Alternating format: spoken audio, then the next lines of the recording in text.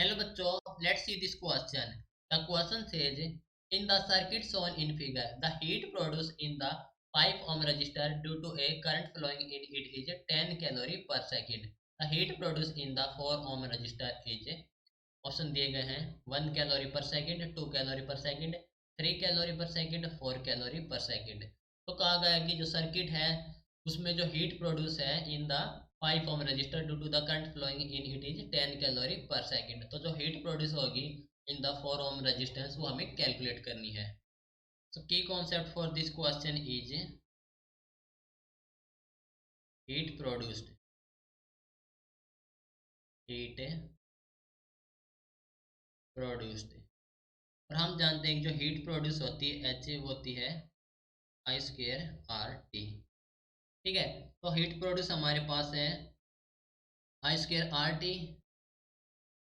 Heat produced, जो कि है आई स्क्र आर टी। अब देखो कहा गया कि heat produce in the 5 ohm resistor. ठीक है, तो यहाँ से H5 के लिए निकालेंगे तो H5 अपॉन टी हो जाएगा हमारे पास आई स्क्र आर। तो आई 5 के लिए इसका स्क्वायर इंटू आर। ठीक है, तो ये हो जाएगा हमारे पास है कहा गया कि 10 कैलोरी पर सेकंड, तो ये हो जाएगा 10। तो यहाँ से जो आई 5 हो जाएगा हमारे पास है आई 5 की वैल्यू कैलकुलेट करेंगे तो ये हो जाएगा हमारे पास √10 अपॉन ये हो जाएगा 5। ठीक है, 5 ओम के लिए 5, नेट मीन्स √2 हो जाएगा। ठीक है, ये क्या हमारे पास है, this is the current through resistor 5 ohm. Now voltage calculate करेंगे across resistor 5 ohm. Voltage across resistor 5 ohm. ठीक है, तो हो जाए हमारे पास V5 और V5 हो जाएगा हमारे पास आई आर। तो I5 इंटू R5।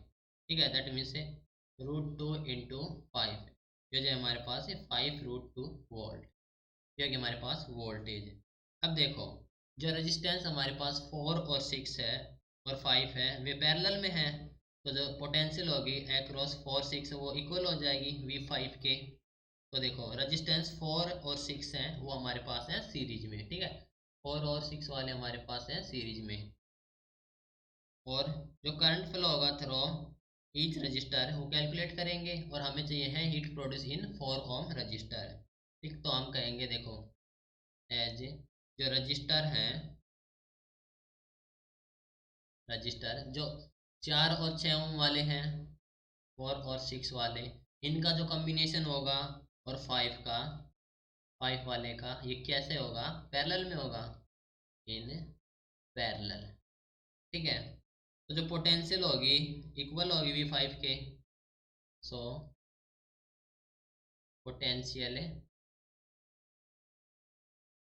एक्रॉस, जो पोटेंशियल एक्रॉस होगी इनके कंबाइन, 4 और 6 वाले की कंबाइन और 5 वाले की हमारे पास है,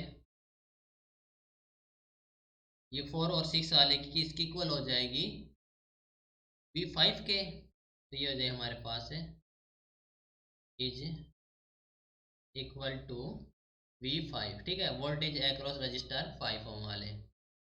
ठीक है, सेम जाएगी।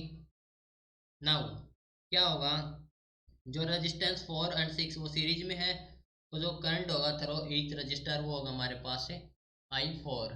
ठीक है, 4 के लिए तो I4 कैलकुलेट करेंगे यहाँ से, तो I4 हो जाएगा I6 के इक्वल।